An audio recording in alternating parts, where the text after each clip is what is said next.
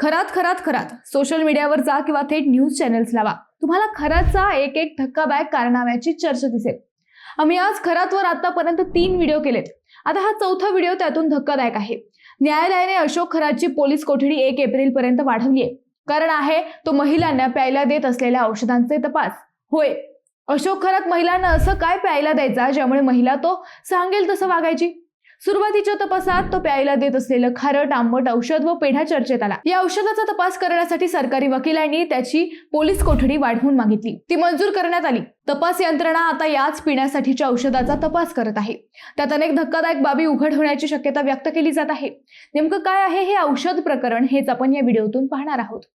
नमस्कार, मी अद्वैता आणि आपण पाहत आहात अहिल्यानगर लाईव्ह 24, नगरी घडामोडींचं परफेक्ट अनालिसिस। नाशिकचा भोंदू बाबा अशोक खरात प्रकरणाची सध्या SIT कडून चौकशी केली जात आहे। तपास पथक प्रमुख तेजस्विनी सातपुते, तपास अधिकारी किरण कुमार सूर्यवंशी यांच्याकडून तपासाला वेग आला आहे।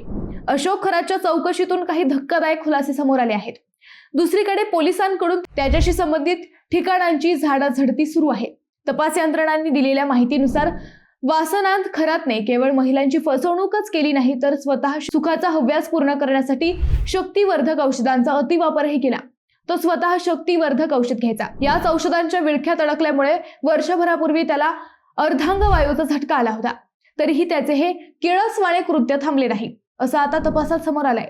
अशोक खरातने शरीराची ताकद वाढवण्यासाठी आणि लैंगिक क्षमता टिकवण्यासाठी उत्तेजक औषधांचा मोठ्या प्रमाणावर डोस घेतला होता।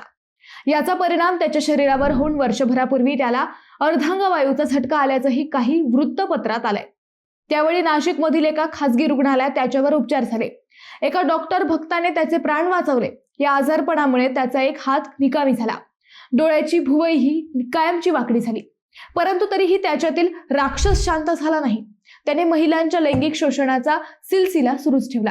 आतापर्यंत त्याचे तब्बल 200 पेक्षा जास्त व्हिडिओ समोर आल्याचं सांगितलं जात आहे।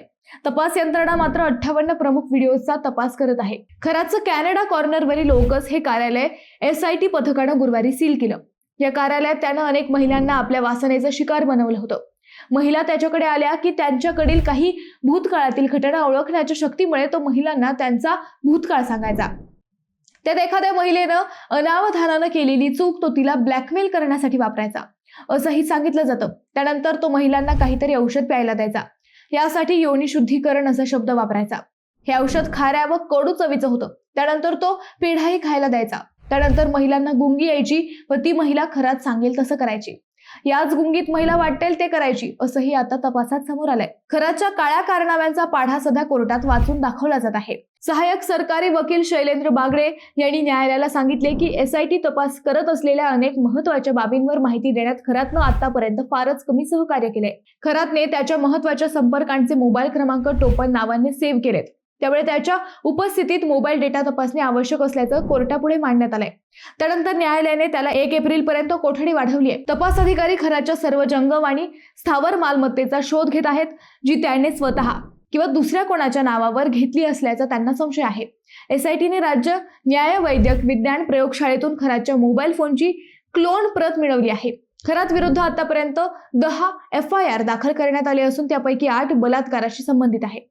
या सगळ्या प्रकरणात खरात महिलांना कोणते औषध प्यायला द्यायचा हाच खरा ट्विस्ट आहे। काही महिलांच्या सांगण्यानुसार खरात या महिलांना जे औषध प्यायला द्यायचा त्यानंतर त्यांना गुंगी यायची। त्यातच खरात शारीरिक अत्याचार करायचा। तर काही बातम्यांच्या आधारे खरात महिलांना पेढाही खायला द्यायचा। ते औषध किंवा पेढा हे प्रकरण नेमकं काय हाच तपास सध्या सुरू आहे। मित्रांनो, तुम्हाला या विषयावर काय वाटते हे आम्हाला कमेंट करून नक्की कळवा। शिवाय व्हिडिओ आवडला असेल तर चॅनलला सबस्क्राईब करून व्हिडिओला लाईक करायला विसरू नका। पुन्हा भेटू नव्या विषयावर, तोपर्यंत धन्यवाद।